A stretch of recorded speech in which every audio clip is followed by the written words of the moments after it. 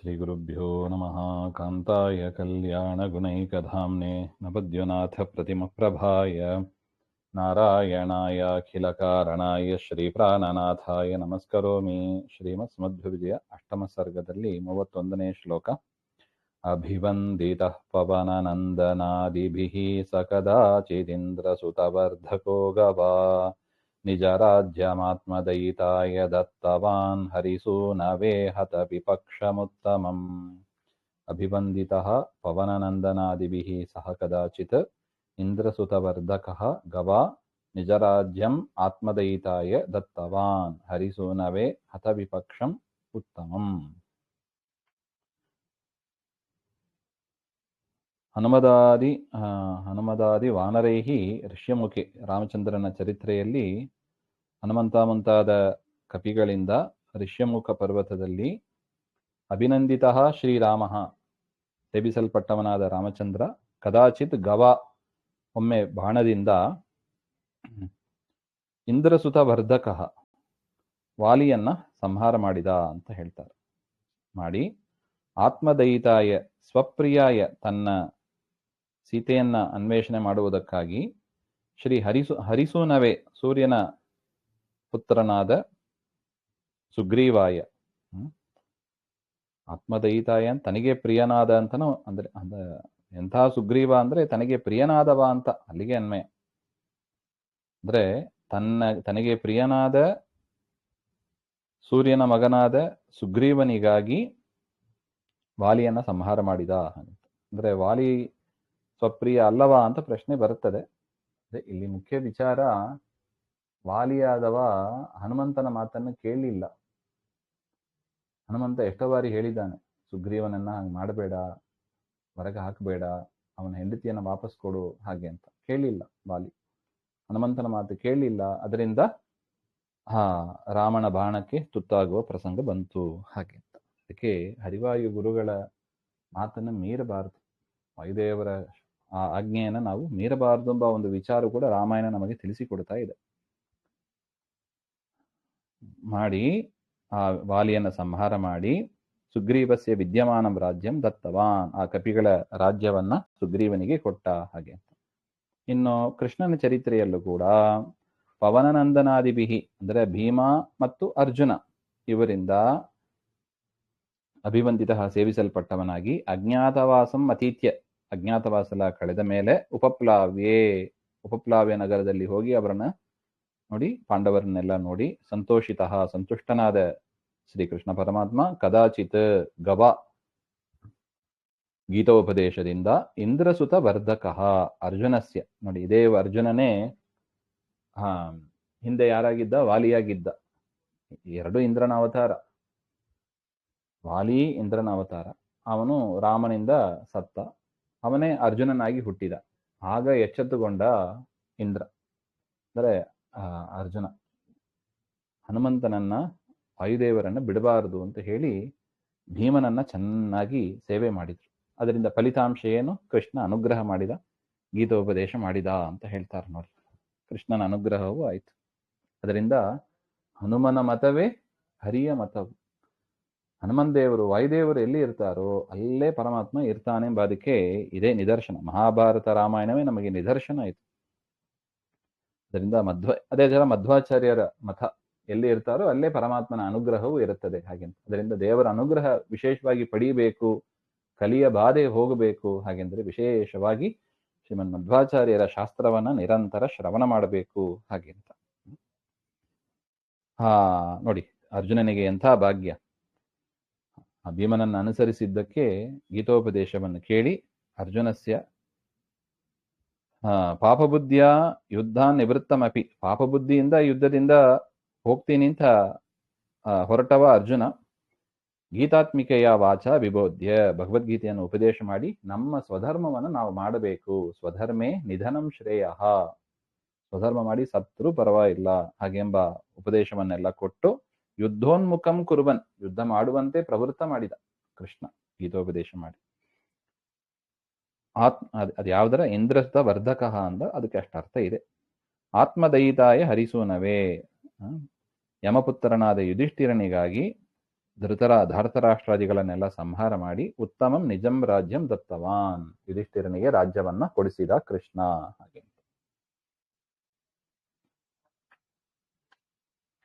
ನೋಡಿ, ರಾಮಾಯಣದಲ್ಲಿ ವಾಲಿಯನ್ನ ಸಂಹಾರ ಮಾಡಿ ಸುಗ್ರೀವನಿಗೆ ಪಟ್ಟಾಭಿಷೇಕ ಮಾಡಿದ ತನಕ ಬಂದಿದೆ.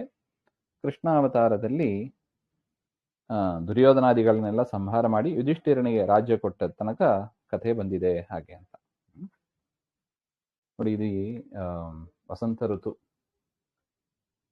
ಚೈತ್ರ ಮಾಸ, ಶುಕ್ಲ ಪಕ್ಷ, ರಾಮನವಮಿಯ ಒಂದು ಪರ್ವಕಾಲದಲ್ಲಿ ನಾವು ಈ ರಾಮಕೃಷ್ಣರ ಚರಿತ್ರೆಯನ್ನ ಕೇಳುವುದೇ ದೊಡ್ಡ ಯೋಗ. ಅದು ನಿಮ್ಮ ಯೋಗ ಅಂತ ನಾವು ಭಾವಿಸಬೇಕು. ಅಪರೂಪದ ಸಂಗತಿ ಇದು.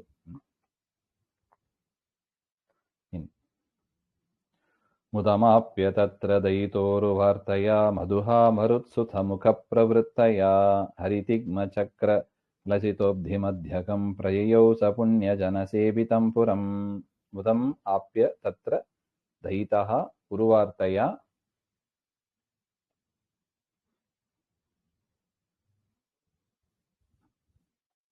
ದಯಿತ ಉರುವಾರ್ತಯ ಅಂತ ಅದು.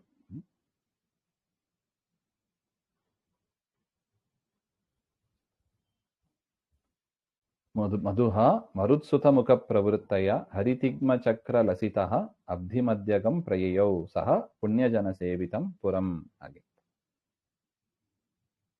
ತತ್ರ ಆ ಋಷ್ಯಮುಖ ಪರ್ವತದಲ್ಲಿ ಇದ್ದವನಾಗಿ ಪರಮಾತ್ಮ ಮಧುಹ ಶ್ರೀರಾಮಚಂದ್ರನು ಮರುತ್ಸುತಸ್ಯ ಹನುಮತಃ ಮುಖೇನ ಪ್ರವೃತ್ತಯ ಉಕ್ತಯ ದಯಿತಾಯಾಹ ಸೀತಾಯಾಹ ಉರ್ವಾರ್ತಯ ಮುದಮಾಪ್ಯ ಹರಿಣಾಂ ಕಪೀನಾಂ ಚಕ್ರೇನ ತೀಕ್ಷ್ಣ ಸೈನ್ಯೇನ ಲಸಿತಃ ಶೋಭಿತ ಸನ್. ಆಗ ಹನುಮಂತ ದೇವರು ಹೋಗಿ ಬರ್ತಾರೆ.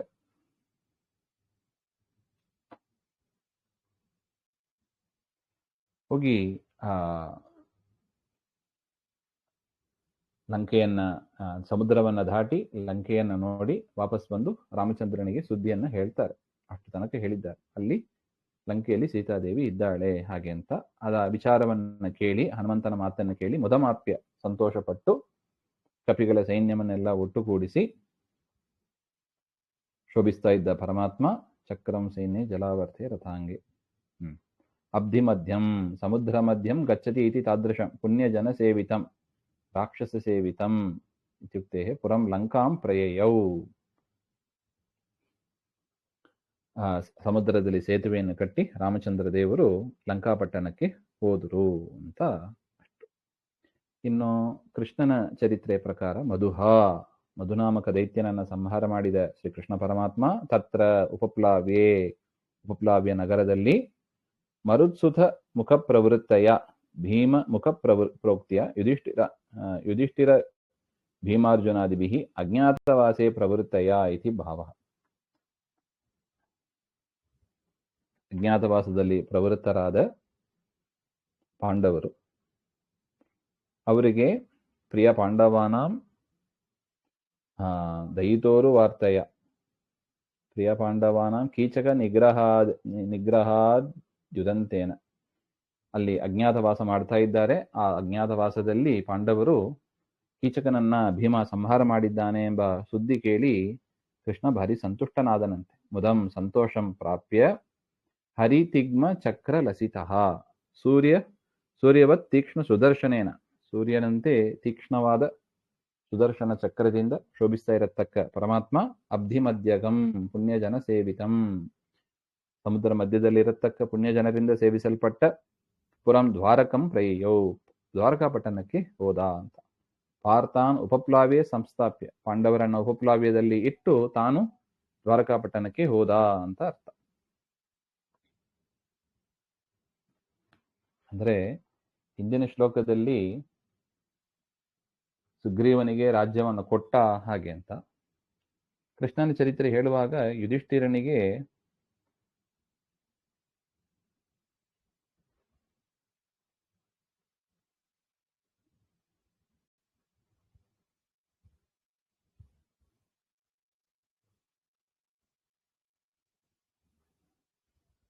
ರಾಜ್ಯವನ್ನ ಕೊಟ್ಟ ಅಂತಾನೆ ಹೇಳ್ತಾ ಇದ್ದಾರೆ. ಆದ್ರೆ ಆ ಸಂದರ್ಭದಲ್ಲಿ ಇನ್ನು ರಾಜ್ಯವನ್ನ ಕೊಟ್ಟಿಲ್ಲ. ಯುದ್ಧ ಆದ ಮೇಲೆ ಕೊಡ್ತಾರೆ ಅಂತ ಅಷ್ಟು ಇಟ್ಕೋಬೇಕು.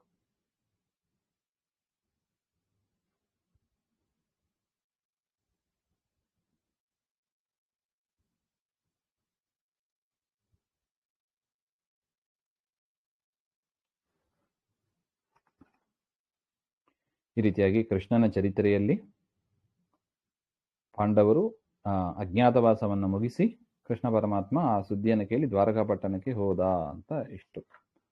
ತದನಂತರ ಪೃಥುಕುಂಭಕರ್ಣ ಗಜರಾಜಮುದ್ಧತಂ ಸಸಹೋದರಂ ಸವಿಬುಧೇಂದ್ರ ಶಾತ್ರವಂ ಧರಣೀಭರಂ ಪೃಥುಲ ಚಕ್ರಮಕ್ಷಿಣೋ ನಿಶಿತೇಶು ಚಕ್ರಕೃತ ವಿಕ್ರಮಃ ಪ್ರಭುಃ.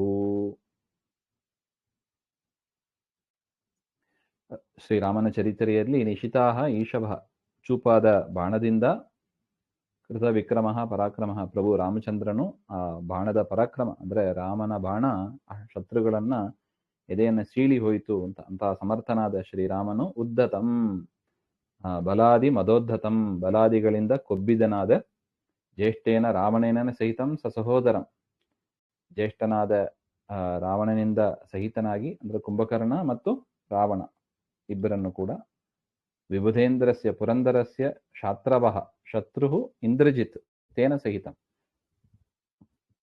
ಅಷ್ಟು ಮಾತ್ರ ಅಲ್ಲ, ಇಂದ್ರಜಿತ್ ಇಂದ್ರನಿಗೆ ಶತ್ರುವಾಗಿದ್ದವ ರಾವಣನ ಮಗ ಇಂದ್ರಜಿತ್ ಅಂತ, ಮೇಘನಾಥ ಅಂತಾನೆ ಹೆಸರು ಅವನು. ಮತ್ತು ಧರಣೀಭರಂ ಭೂಭಾರಾಯಿತಂ ಭೂಮಿಗೆ ಭಾರವಾಗಿ ಇದ್ದವರು ಅವರೆಲ್ಲ. ಮತ್ತು ಪೃಥುಲಂ ಬಹುಚಕ್ರಂ ಸೈನ್ಯಂ ಯಸ್ಯ ಅವನ ಸೈನ್ಯ ಆ ರಾವಣಾದಿಗಳ ಸೈನ್ಯ ಭಾರಿ ಇತ್ತು, ಭಾರಿ ಸಂಖ್ಯೆಯಲ್ಲಿ ಇತ್ತು.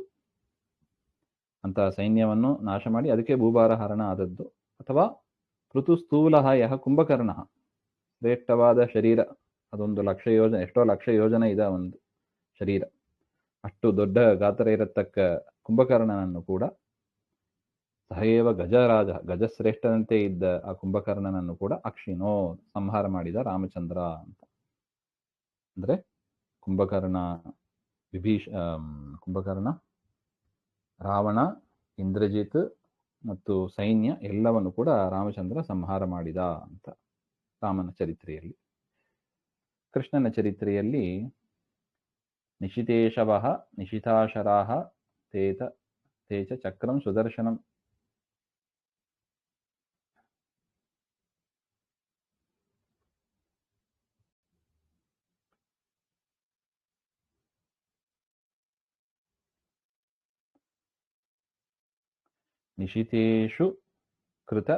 ನಿಶಿತೇಶು ಚಕ್ರಕೃತ ವಿಕ್ರಮ ಅಂತ ಇದೆ ನೋಡಿ ಅಲ್ಲಿ ಪದ.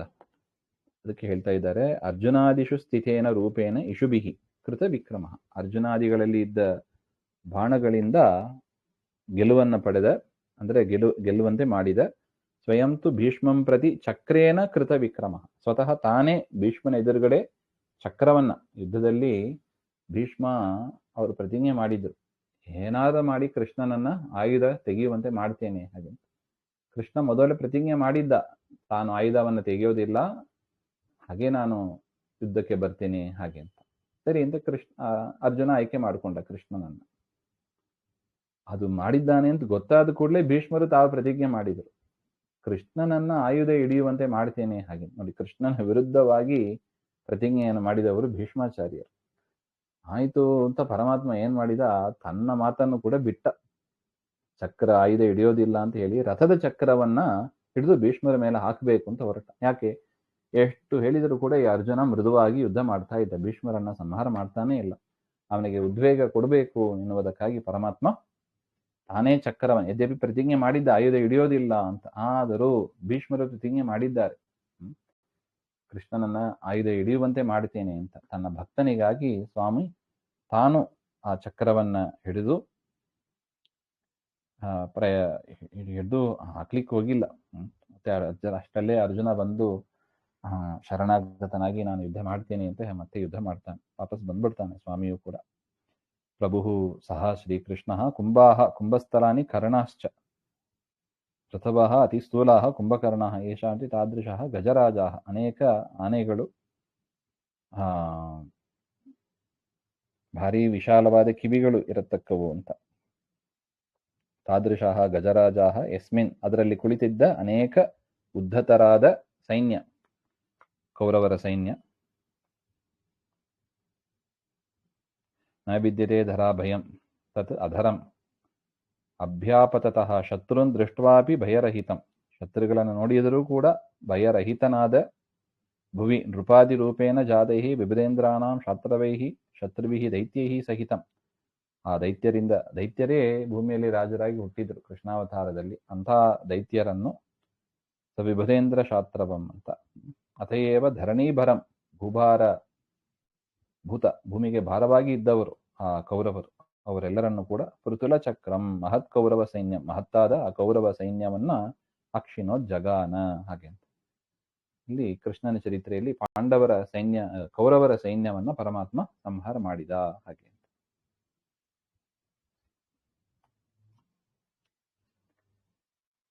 ಮುಂದಿನ ವಿಚಾರ ಮತ್ತೆ ನೋಡೋಣ. ಶ್ರೀಮಧ್ವಾಂತರ್ಗತ ಶ್ರೀ ಕೃಷ್ಣಾರ್ಪಣಮಸ್ತು. ಶ್ರೀ ಹರೇ ನಮಃ. ಒಂದು